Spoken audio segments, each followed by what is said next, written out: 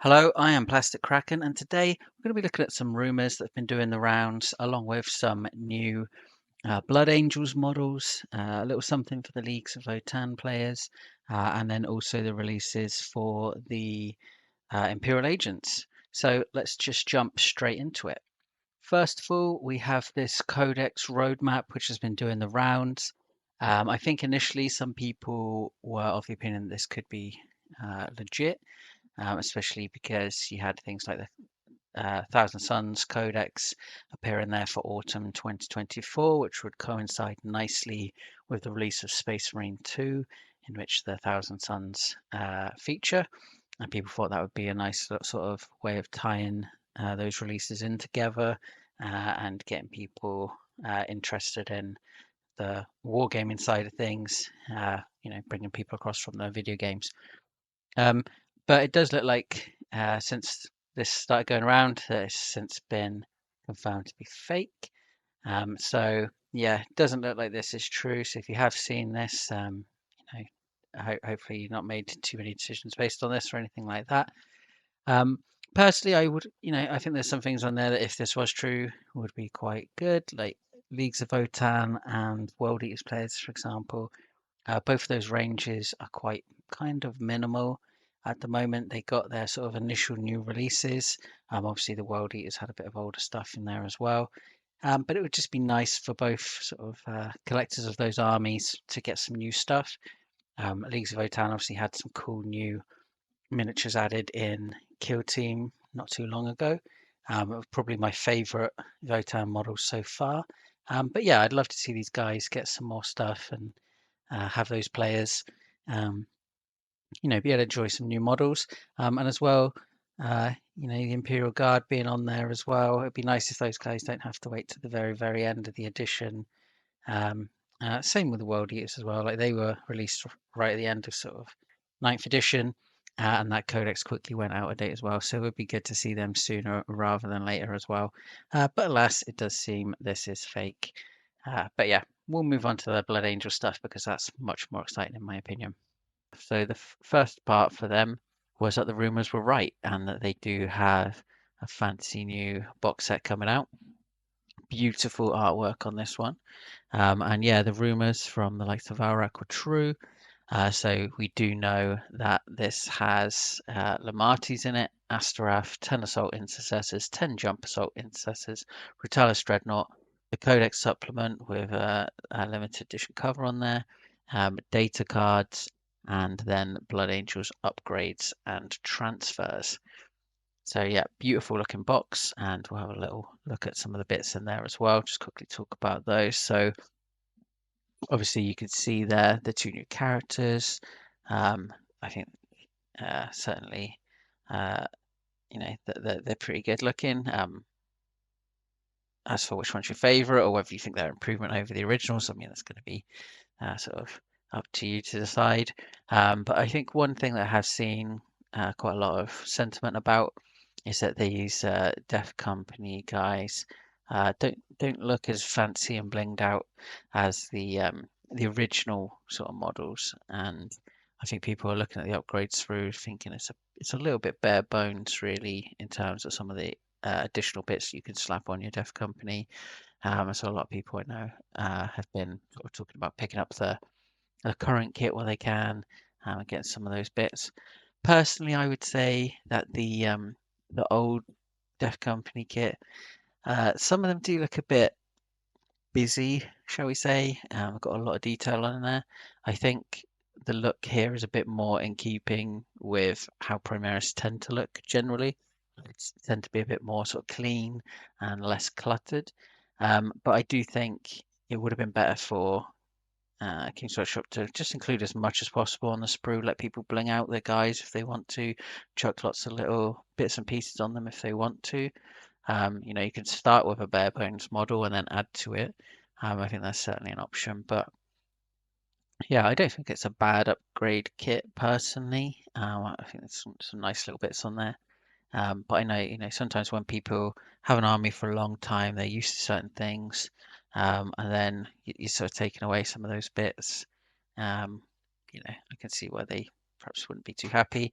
But hopefully, long-term collectors that are in that camp, hopefully they have lots of bits and pieces, keep them going from older kits that they have.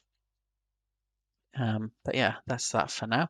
Then moving on, we've got a few other models. So we've got this sanguinary priest. He looks super, super cool. Prefer him with the helmet personally. Lots of details included on there, I think. I love like the little blood vials he's carrying, for example. Yeah, so I think he just looks like a really cool looking model. One thing I have noticed here is that you don't see the jump pack with him. So that probably indicates that he's not going to come with that option. I feel like they would have featured that much like they featured the helmet there. So yeah, potentially that's a data sheet going away. We do know, there's potentially some data sheets going away or being replaced by other things within that codex supplement. But until we see it, we won't know exactly, what is and isn't included. But certainly, it's looking like that jump pack is going away, which I think some people might be disappointed about. And there's something else coming up as well in these slides, which I think, people also might be disappointed about. Then you've got this Blood Angels captain. I think he looks really cool as well. I love like the wing with the little chalice there. Again, little blood vials hanging from his waist there. I just think he looks super cool. The iron halo, all that stuff. And I think as well, this loadout, I don't think you could normally have. So presumably that is either going to be like a data sheet or a rule. There's going to have to be something to allow him to be fielded in this way, I would imagine. So again, potentially something that's going to be included in that codex. Potentially at the expense of something else. We'll have to wait and see. And then when it comes to sort of the paint job and the build options for this guy, so again, they show him helmeted, power fist, all the sort of things you would expect there. Looks super cool. But you also see this sort of sanguinary version of him, I guess, which again looks very cool. I can't imagine why on earth they would want you to perhaps pick up two of these. I think they're sort of encouraging here that maybe you want one for your normal guys, one for your sanguinary people. But yeah, I can't think of a single reason why, they would want you to do that really. Here comes the money. Here we go. Moving on, we also have this from Instagram, where actually they had a third option for how to paint this guy, or how to build him as well. And yeah, this is a bit interesting because I think this is a Dev Company captain they have here, which again I don't think is usually an option. So again, presumably something going to be in the codex there that allows that. But again, really can't think of a reason why they might want you to sort of triple dip on this model potentially. Um, I don't know. We'll just leave that one up to speculation, I guess.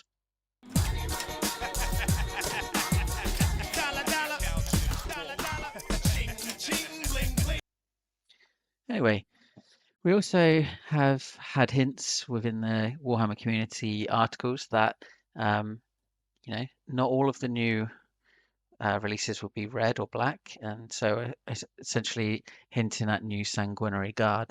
So the current models on the website seem to be sold out. And the reason for that is most likely because of the rumors doing the rounds that the new models will actually not include wings. And they're just going to have the jump packs, which I think would be a real shame, them losing the wings. I don't know whether it's, you could perhaps speculate it's maybe because they something a bit stormcasty about that, or they're sort of wanting to keep golden wings as like a Stormcast sort of thing for AOS. Who knows?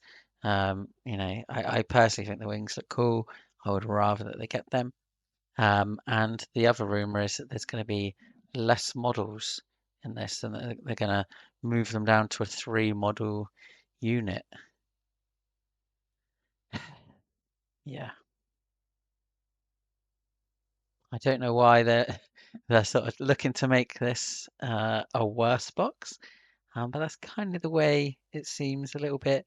Obviously, you have to wait and see till when you see the models, you see if there is 3 in there, if they do have the wings, etc. But if those rumors are true, then that certainly sounds a little bit rubbish.